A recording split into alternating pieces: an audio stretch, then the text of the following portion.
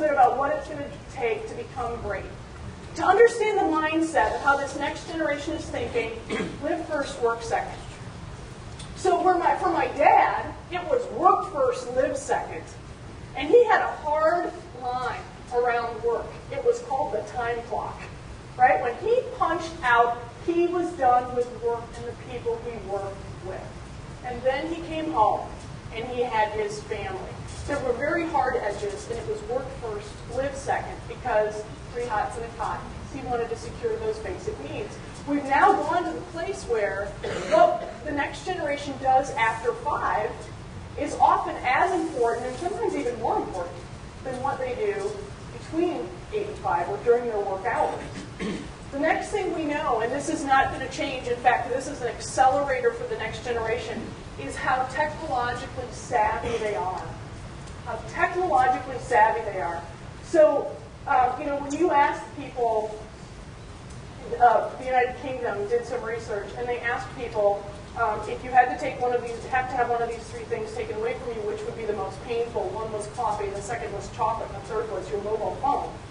And this, of course, fits every stereotype, but women over 40 said chocolate. I'm sorry to say it, but it's true. Women over 40 said chocolate. All people sort of in that 25 to 38-year-old age group said coffee. Like, don't take away my coffee. And the youngest group said mobile phones. Today, when I misbehaved, which I did a lot as a young child, my mom would ground me from the television. Today, what does the next generation get grounded from? Their cell phone, their mobile phones, and the computer, right? That's what we do to punish our next generation. They're so digital. And even then, they do a total workaround on you. They hack your own computer, so it doesn't even look like they were on, but they were on. And, one of the overarching observations that I will make about this region is you have a lot of assets. They're not very searchable or accessible online, right? And I can use some I can do some examples of that as we sort of skid along here. But and that's one of the things that if you want to be a great region, you have got to figure out how to put that message online in a way that is accessible, especially to people who come here from other places, who weren't born and raised here. And I heard this theme from people who have lived here for 13 months, right, because they just transplanted here. I heard this from people who boomeranged back after 26 years away. I did not know how to plug into the community. There are some people who are homegrown even who say, oh, Temple has that? I didn't even know Temple had that. I just lived in Belton. So we've got to do a better job of telling our story online. And then finally, certainly, Jeff, can you read this? It's the pointy-headed boss saying to Dilbert, I can't let you telecommute because then I wouldn't be able to manage you.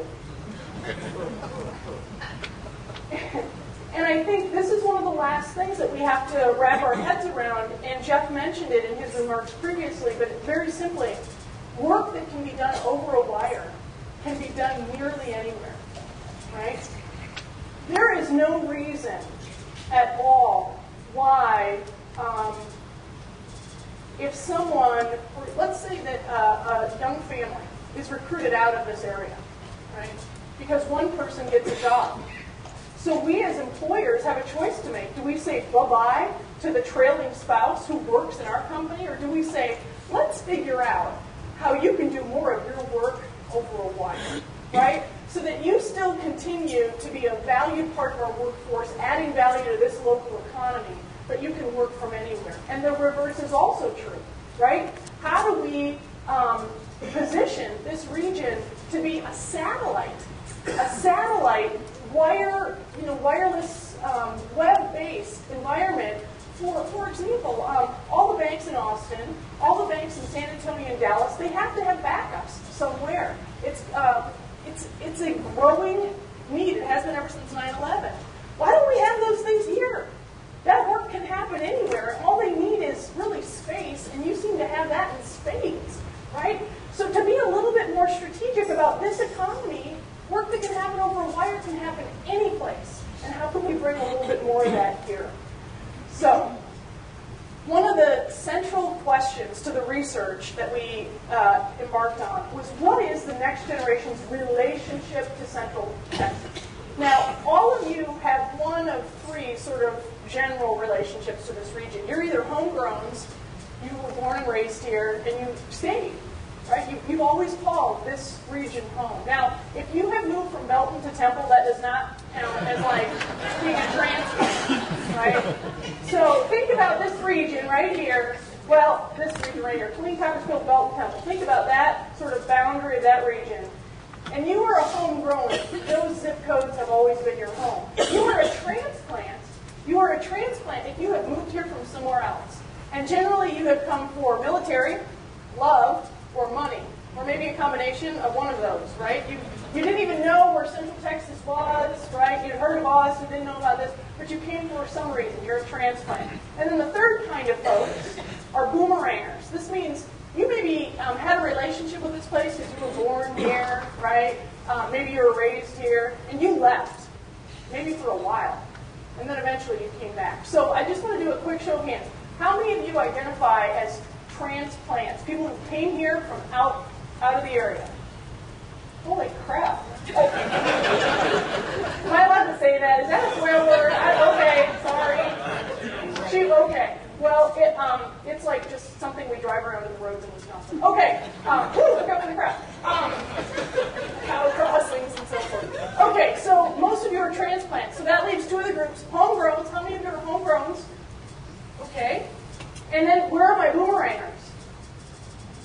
Holy Christmas. You know, this really follows the trends of our survey very closely because most of the survey respondents were transplants from outside of the area. So in our sample of 849 respondents to this survey, 60% are transplants. Now, here's what I want you to see, because some of you are like, oh, that's Fort Hood. Only 0.6% of all the respondents were members of the military. 60% are like you, transplants to the area. Now, of the total 849 respondents, 40% of you are long haulers. And we talk about long haulers as being the people who are in it for the long haul. You are not going anywhere. We gave you a variety of responses. You could say you're leaving tomorrow. You could say you plan to stay for 2 years. You could say 3 to 5 years.